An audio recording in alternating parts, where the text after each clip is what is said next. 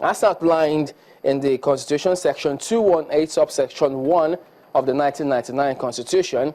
He also went on to say that by Section 8, he says, though, that 2181 of the 1999 Constitution did not go ahead to define what operational use of the armed forces was.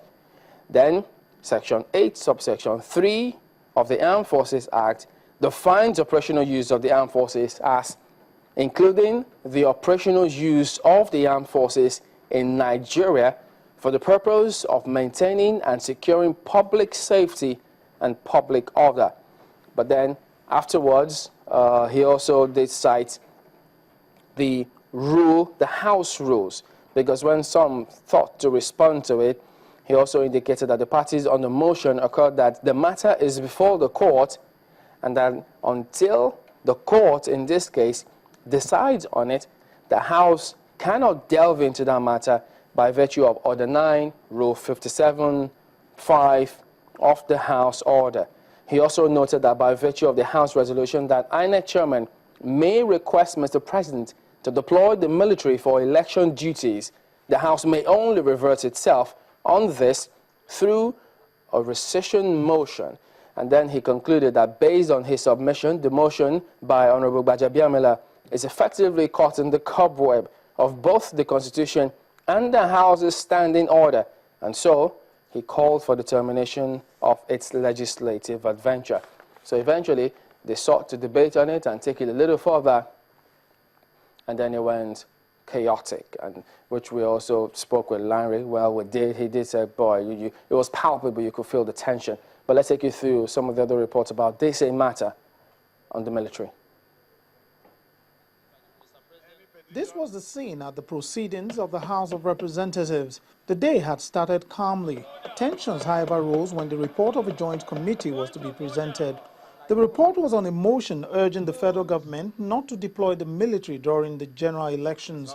The chairman of the House Committee on Rules and Business was still reading the report when the first point of order was raised.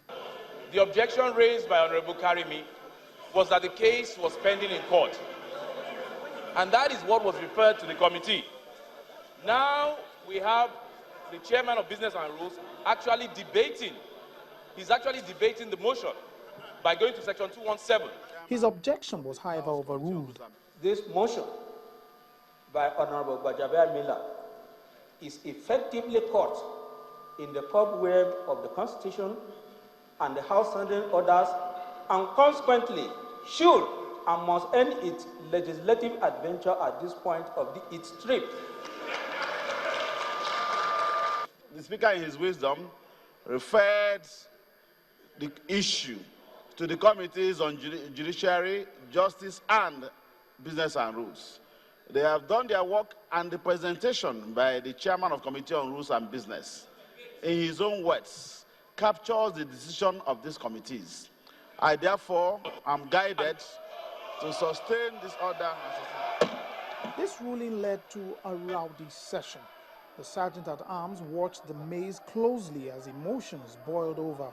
Eventually, when order was restored, other points of order were raised. It's a matter of public information. If there is an appeal, if there is a case, get the certified true copy and bring it to the House. You cannot just come and say a matter is in court.